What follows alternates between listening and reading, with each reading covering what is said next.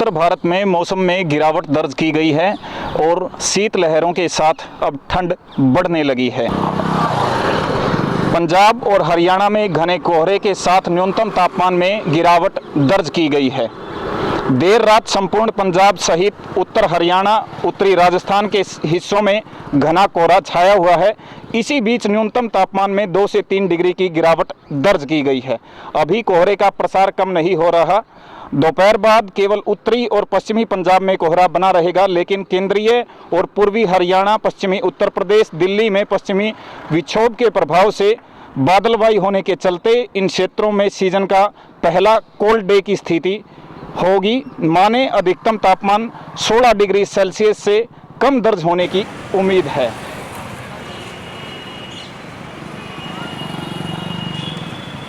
सो पास कर रहा है जो ऊपर पहाड़ों की में बर्फबारी करेगा और उसके कारण आज हरियाणा में बादलवाई के आसार बन रहे हैं। तो तापमान में, दिन के तापमान में थोड़ी गिरावट देखने को मिली है बादलवाई के कारण, जो सामान्य से 2.1 डिग्री सेल्सियस कम है।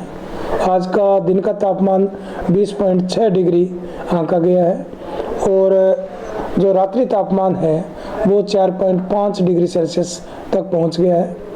आने वाले दिनों में अभी ये पश्चिम विक्षोभ पास करेगा और उसके बाद में उत्तर पश्चिमी हवाएं चलेगी पहाड़ों की तरफ से, जिससे तापमान में गिरावट और आने की संभावना बन रही है।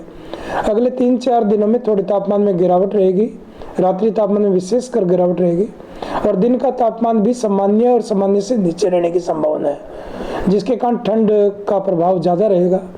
और जो पहाड़ों वाली हवाएं हैं वो शीत लहर होती है, शीत हवाएं कहते हैं उन्हें, उनके कारण में तापमान में गिरावट आती है।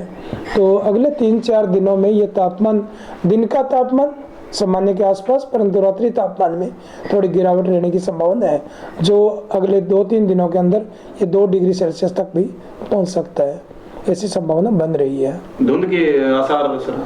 हाँ, क्योंकि अभी ये पश्चिम विक्षोभ पास कर जाएगा तो हवाएं तो चलेगी, परंतु सुबह के समय धुंध रहने की संभावना अगले 2-3 दिनों में हल्की धुंध रहेगी, परंतु कहीं कहीं थोड़ी मॉडरेट फॉग भी कंडीशन रह सकती है। ये हरियाणा के मुकाबले सर हिसार का तापमान है वो आज का कितना कम रहा है बाकी डिस्ट्रिक्टों के मुकाबले? हरियाणा में जो अपने दूसरे जिले हैं जो उत्तरी हरियाणा के हैं, आज उनमें भी तापमान में दिन के तापमान में तो गिरावट सभी में आई है। रात्रि तापमान में 2 डिग्री के आसपास फर्क होता है हमारा। जो हमारे राजस्थान के साथ लगते क्षेत्र है उन जिलों में तापमान में थोड़ी कमी रहती है रात्रि तापमान में, जब सर्दियों के खास तौर पर। गर्मियों में हमारा थोड़ा तापमान ज़्यादा होता है, परंतु सर्दियों में हमारा तापमान जो रात्रि तापमान है वो कम होता है। तो वो कारण क्या होता है कि यहाँ जो रेतीली क्षेत्र हमारे है राजस्थान में, यहाँ पानी की कमी होती है।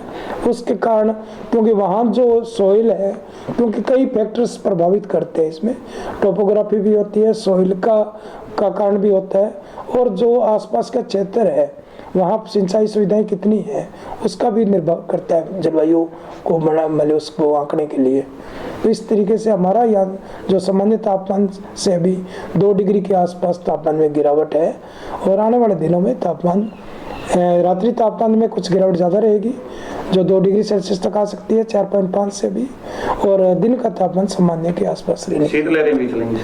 हाँ, इसमें हवाएं चलेगी, उत्तर पश्चिमी पहाड़ों वाली हवाएं जो कि हल्की से मध्यम गति की हवाएं होगी और जिसके कारण जो हवाएं चलेगी वो ठंडी हवाएं होंगी। आज का कितना है सर तापमान? आज का दिन का तापमान 20.6 डिग्री सेल्सियस है और रात्रि तापमान 4.5 डिग्री सेल्सियस तापमान है। फसलों के लिए सर मौसम अनुकूल है?